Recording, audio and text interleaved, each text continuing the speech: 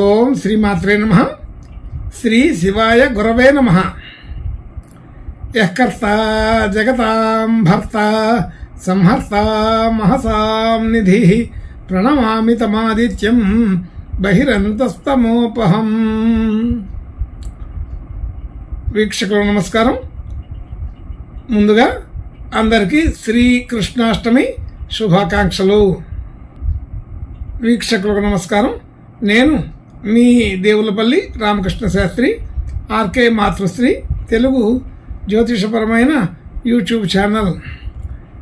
ఇప్పుడు ఆగస్టు నెల 25వ తేదీ నుండి ఆగస్టు నెల 31వ తేదీ వరకు గల గ్రహ స్థితిగతులని ఒకసారి పరిశీలన చేద్దాం. సింహరాశిలో సూర్యగ్రహం, కన్యారాశిలో కేతుగ్రహం, అలాగే శుక్రుడు నీచ స్థితి, కుంభరాశిలో శనిగ్రహం వక్రస్థితి, మీనరాశిలో రాహుగ్రహం, మేషరాశిలో చంద్రగ్రహం, వృషభ రాశిలో కుజ గురు గ్రహాలు, ఇంకా కర్కాటక రాశిలో బుధగ్రహం వక్రస్థితిలో ఉన్నాయి. ఇటువంటి గ్రహ స్థితి గతులని అనుసరించి ఈ వారం రాశులకి వార ఫలాలు తెలుసుకుందాం. గోపాల గోపాల గోపాల కృష్ణ. ఇప్పుడు తులారాశి వారి గురించి తెలుసుకుందాం. తులారాశి వారికి రాశి నుంచి 5వ స్థానంలో శనిగ్రహం వక్రస్థితి, 6వ స్థానంలో రాహుగ్రహం, 7వ స్థానంలో చంద్రగ్రహం, 8వ స్థానంలో కుజ గురు గ్రహాలు, 10వ స్థానంలో బుధగ్రహం వక్రస్థితి, 11వ స్థానంలో సూర్యగ్రహం, 12వ స్థానంలో శుక్రుడు నీచ స్థితి, అలాగే కేతువు కూడా 12వ స్థానంలోనే ఉన్నారు. ఇటువంటి స్థితి గతులని అనుసరించి ఈ తులారాశి వారికి ఈ వారం పూర్తి అనుకూలత అయితే లేదు. రాశ్యాధిపతి నీచ పొంది ఉన్నారు. అనుకూలమైన పరిణామాలు జరగడం ఇబ్బందికరంగా ఉంటుంది.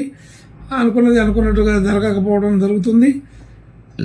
కొంత నిదానంగా జరుగుతుంటాయి. ఒక్కొక్కసారి పూర్తిగా వ్యతిరేకంగా జరిగే అవకాశం కూడా ఉంటుంది. అలాగే ఆలోచన తీరు కూడా పదే పదే మార్చుకుంటూ ఉంటారు. ఆలోచన సక్రమంగా అమలు చేయడానికి కూడా సరిగా కుదరదు. ధన యోగాదులు బాగానే ఉంటాయి. ఇబ్బందికరమైన విషయం ఏమి ఉండదు. ధన సంబంధించిన విషయాల్లో చిన్న చిన్న పేచీలు కూడా వచ్చే అవకాశం ఉంటుంది. అలాగే కుటుంబ సభ్యులు, బంధుమిత్రులు అందరితో కూడా కొంత సఖ్యత ఉంటుంది. అయితే సాధారణమైన సఖ్యతే, అతిగా ఉండదు. అలాగే ఆర్థికపరమైన విషయాల గురించి వాగ్వాదాలు జరిగే అవకాశం ఉంటుంది. అలాగే గృహ వాహన యోగాదులు సాధారణంగా నిదానంగా నడుస్తూ ఉంటాయి. అవి ఇబ్బందికరంగా ఉండవు, కానీ అనుకున్నంత స్పీడ్ కనబడదు. అలాగే గృహ వాహన విషయాల్లో ఈ వారం అంత అనుకూలత లేదనే చెప్పాలి. కొత్త ప్రయత్నాలు ఏమీ చేయకుండా ఉండడం మంచిది. విద్యార్థులకి విద్యా సంబంధించిన విషయాలకి అనుకూలత బాగానే ఉంది. విద్యార్థులకి విద్యలలో రాణించే అవకాశం గట్టిగానే ఉంది. అనుకున్నంత గట్టిగానే వారి యొక్క నైపుణ్యాన్ని ప్రదర్శించగలుగుతారు. అలాగే పోటీ పరీక్షలు, పోటీ వ్యవహారాదులు చేసే వాళ్ళకి ఈ వారం బాగా అనుకూలంగా ఉంది. పోటీతత్వానికి విజయం కలిగే అవకాశం ఉంటుంది. అలాగే ఆర్థికపరమైన రుణ ఒత్తిడి, రుణ సంబంధించిన విషయాల్లో కొద్దిగా మాట పట్టింపులు వచ్చే అవకాశం ఉంటుంటుంది. కొంచెం జాగ్రత్తగా ఉండాలి.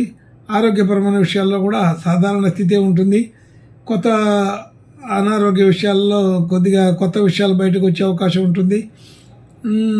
కొంచెం జాగ్రత్తగా ఉండమని చెప్పబడుతుంది. అలాగే భార్యాభర్తల మధ్య అనుకూలత సాధారణంగా ఉంటుంది. కొత్తగా పెట్టుబడులు, డిపాజిట్లు పెట్టాలని పెట్టినా కానీ అది అనుకూలం కాదు.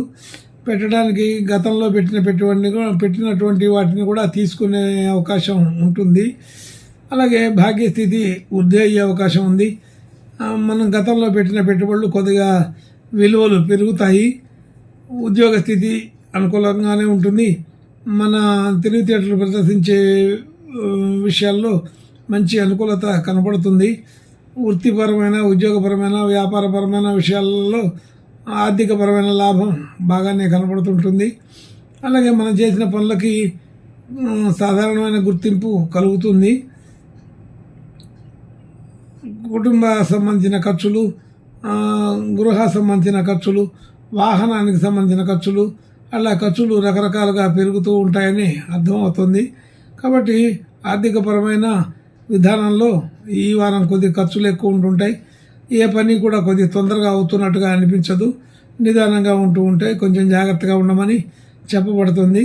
ఇంకా మంచి శుభ లక్షణాలు కలగడం కోసం ఈ తులారాశి వారు ఈ వారం ఈశ్వరుని ప్రార్థన, నమస్కారాలు, అభిషేకాలు చేసుకుంటే బాగుంటుంది.